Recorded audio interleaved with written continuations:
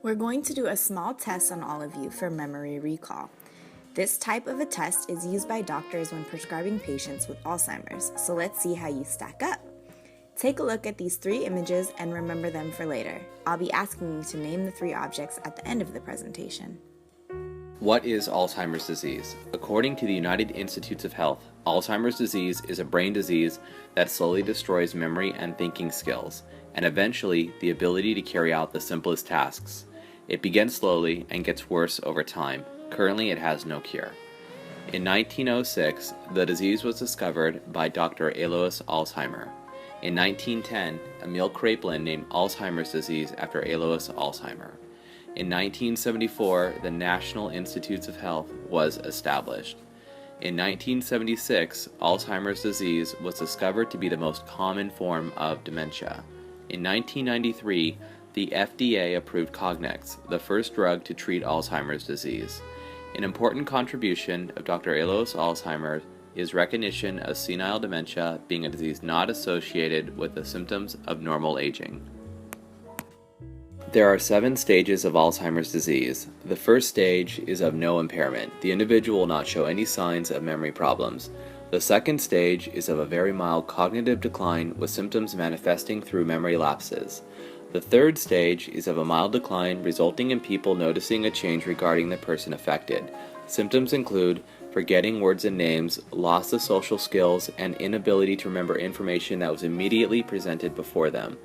The fourth stage is of a moderate decline with symptoms that include impaired mental capacity that diminishes mathematical abilities and loss of planning skills. The fifth stage consists of a moderately severe mental decline that becomes quite noticeable to those around, requiring assistance for daily activities. Symptoms include inability to recall home address or telephone number and assistance in picking out an outfit to wear. The sixth stage is of a severe decline resulting in a possible change of personality. Usually, those affected will require significant assistance in their normal activities. Symptoms include changes in sleep activity, delusional behavior, and no memory of recent events or recognition of their environment. And the seventh stage is of a very severe decline, resulting in the total loss of the ability to recognize surroundings, inability to maintain a conversation, and the loss of their movement. Who's affected by Alzheimer's disease? Every 68 seconds, someone in the United States will develop Alzheimer's disease. There is no cure for Alzheimer's disease. Ethnicity appears to contribute to the progression of Alzheimer's disease. Pictured are the effects of Alzheimer's disease affecting different ethnicities ranging in ages from 65 to 84. Alzheimer's disease leads to nerve cell death and tissue loss throughout the brain. Over time, the brain shrinks dramatically, affecting nearly all its functions. The top left brain is a brain without the disease. The top right brain is a brain with Alzheimer's disease. One can see the differences in size when the two brains are overlaid, as shown by the picture on the bottom.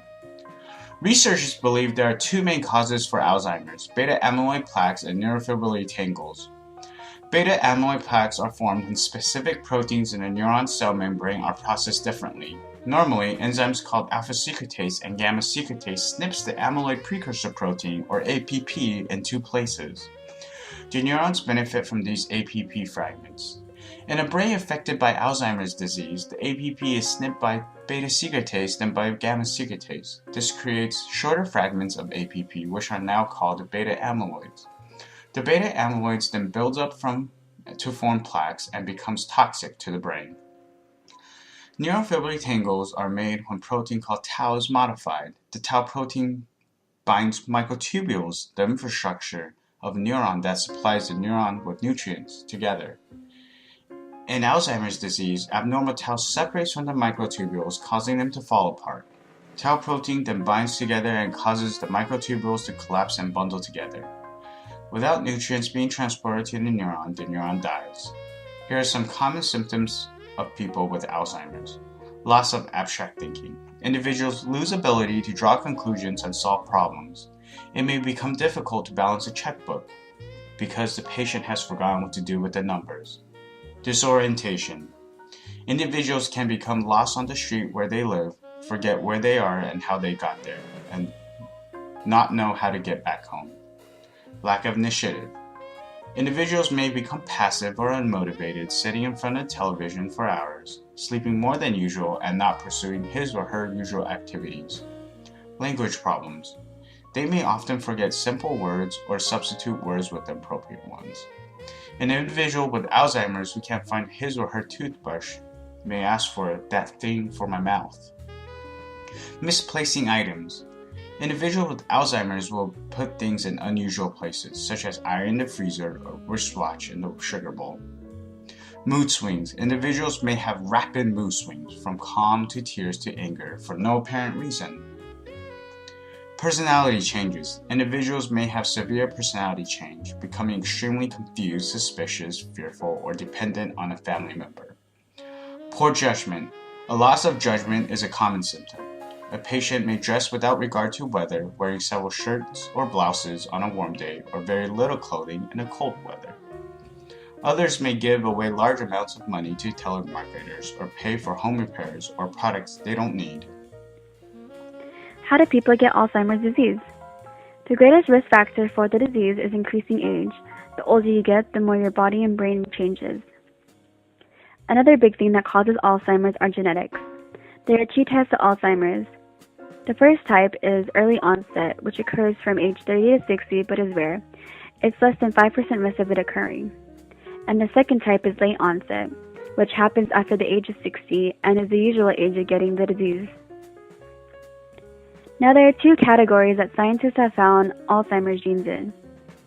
One category is risk genes, which increases the getting Alzheimer's but not guaranteeing it will happen. Apolipoprotein, APOE, was the first gene variation found to increase risk of Alzheimer's. Everyone inherits a formula of APOE from each parent. The strongest gene that will make an impact for this disease is APOE-E4. Scientists say that there's a 20 to 25% chance of APOE influencing Alzheimer's. And then there's deterministic genes, which produces Alzheimer's and guaranteeing that anyone who inherits the gene will get the disease. Amyloid precursor protein, APP, was the first gene with mutations found to cause Alzheimer's in the inherited form. It can cause cell death. Scientists experimented ways to decrease the amount of APP. They experimented with 10,000 substances and 6 of them were positive outcomes. They say it's the beginning of therapeutic targets of Alzheimer's. And the 2 other components of this mutation are presenilin-1, PS-1, was the most influence for the disease, and presenilin-2, PS-2, that follows up.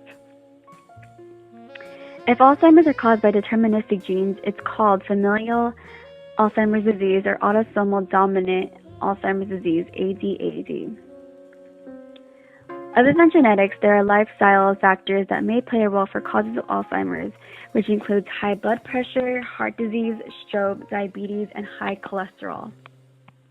Currently, there are no drugs available to prevent or cure Alzheimer's disease, but some drugs, such as Donepezil or Memantine, have been prescribed to slow down the development of the disease and to help assist patients in enhancing daily cognitive functions. Ongoing studies are being conducted about new ways we can prevent Alzheimer's entirely through drugs and early detection, but by far the best way to avoid the disease is through a healthy and nutritious diet and active lifestyle. Some of the suggestions for enhancing diet include foods rich in antioxidants, such as oranges, blueberries, potatoes, and yams. Antioxidants have been proven to reduce cell damage and the risk of degenerative diseases common in older adults. Foods containing omega-3 fatty acids are also great additions to diets.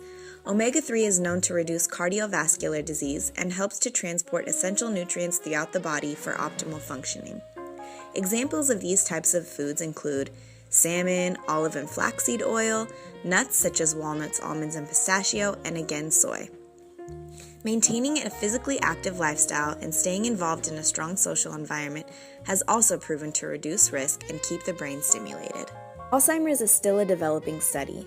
Although some research has been done on the disease, information is still somewhat limited, so it's important to consult with your doctor and become educated on the signs, symptoms, and effects of living with the disease.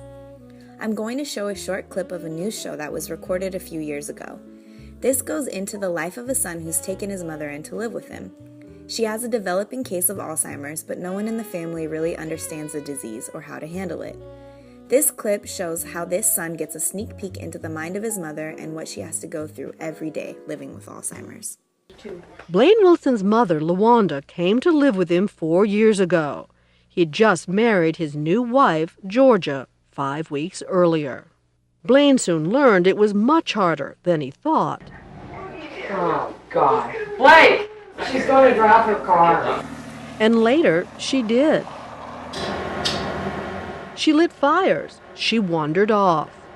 But LaWanda doesn't look sick, and she often seems fine, which makes it hard for Blaine and Georgia to understand how limited she really is. And that leads to frustration and resentment. Just tell her to wash her clothes. I'm tired of washing.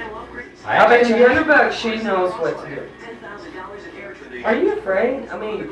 No, I'm not afraid. It's my mother. You don't understand. The more we watched the tapes, the more it became apparent how little Blaine and Georgia really understood what was happening to LaWanda's mind. Do you really feel you understand the world your mother now lives in? No. What's going on in her head, her brain? I have no idea. I have no idea. I need to understand that then. I need to know what it's like. So I told Blaine about an experiment developed by P.K. Bevel and administered by her colleague Lori Labershak. The experiment helps families and caregivers actually experience what it's like to have Alzheimer's. I understand it's a pretty rough experience. It needs to be experienced. If it'll help me to understand, I would love to. I agreed to undergo the experiment with him. Could you have a seat, please? Our journey into another world begins here, in this bedroom, where Blaine and I are suited up with some deceptively harmless-looking devices. Goggles simulating macular degeneration, glaucoma, and cataracts, conditions that older people with Alzheimer's often have. Likewise, latex gloves are placed on our hands, and our fingers are taped to make our hands feel arthritic, clumsy, hard to bend. Remove your shoes. A substance is placed inside our shoes to make it harder for us to walk. Ooh, that is uncomfortable. And on our heads they place earphones, which emit an incessant jabbering, a clamor of noise that some Alzheimer's patients say is constant. Individuals with dementia say, we're hearing all this stuff and they can't turn it off. Then we're each given 5 tasks to perform, and only 12 minutes to accomplish them. I'd like you to find the tie and put it on. I can't hear you. Blaine has a hard time concentrating from the start. Your time begins now. As he enters, Blaine is immediately disoriented. He staggers, reminding us of the way his mother looked on our tapes.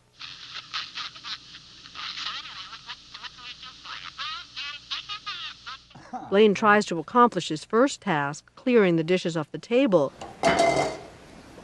But when he goes to put them away, he can't find the kitchen. So he gives up. Well, I don't know where to put them.